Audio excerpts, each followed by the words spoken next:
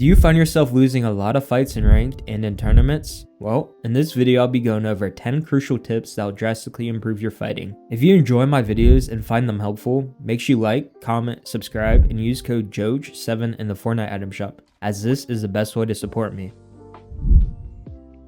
Setting up proper peaks is very important when learning how to fight. Peeking properly gives you the chance to damage the enemy without taking damage yourself. All the top fighters in this game are experts at taking proper peeks and taking advantage of other players that don't peek properly. The way you stand is so important when you set yourself up for a right hand peek. If you're too far to the right, you're fully exposed. Too far back in the box, you're fully exposed. But when you understand how to time your movement, edit tile selection, and when you confirm the edit, you'll have the perfect right hand peeks. Pump delay refers to the time in between pump shots or in between pulling out your pump when editing or building. Pros like Booga, Noah Riley, and Peterbot have fully mastered this mechanic, and they are able to time their edits and shots perfectly within the pullout delay and shooting delay. They use this against their enemies because everyone has the same pump delay, and they take advantage of this delay by wide editing when the enemy tries to take a wall or after the enemy has shot their weapon. You need to be taking advantage of pump delay and timing the shots you take in between your enemy's shots, as this will convert into winning more fights. You want to always be moving and repositioning during fights. This will allow you to be a harder target to hit, and this will allow you to be unpredictable to your enemy. All tier 1 pros have really good movement, and you can too. It's not hard. All you gotta do is utilize crouching, jumping, strafing, sliding, and mantling when you fight. They do this because it makes them unpredictable, which makes it harder for the opponent to read them. Phasing is the #1 things pros excel at in fights, and it doesn't get talked about enough. Wonder how Peterbot is dropping 39 kills in a solo cash cup? Well, it's because he uses this secret to his advantage. There are a lot of different types of phases, so here are the phases that you need to know. The stair phase, the sliding phase,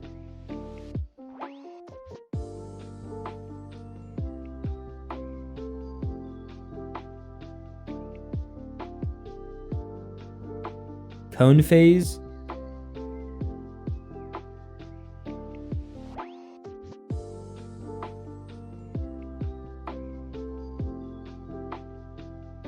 and the wall phase.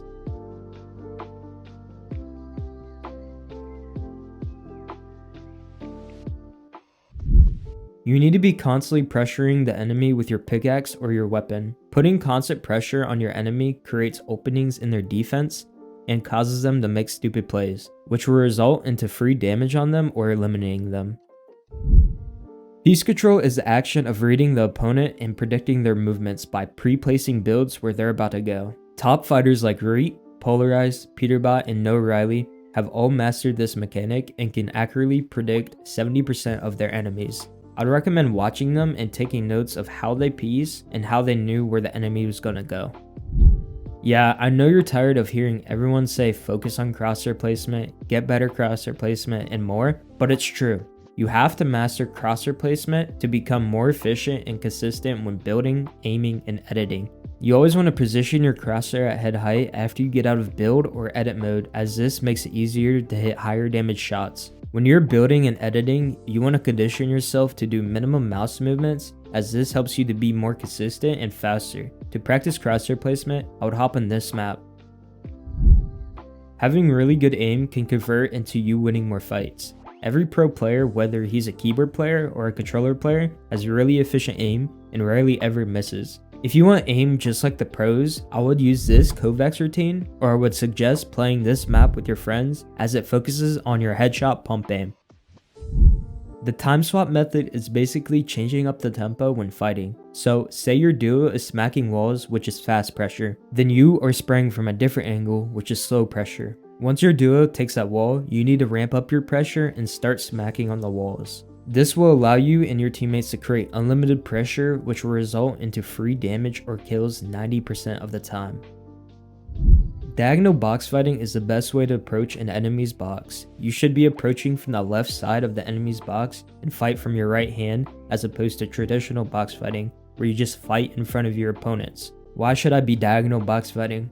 Well, when you diagonal box fight as opposed to normal box fighting, you will have the advantage 90% of the time. This is because you're always fighting and putting pressure from the right hand, which will allow you to take more right hand peeks and will convert into winning more fights. Once you master the art of diagonal box fighting, your efficiency as a fighter will drastically improve.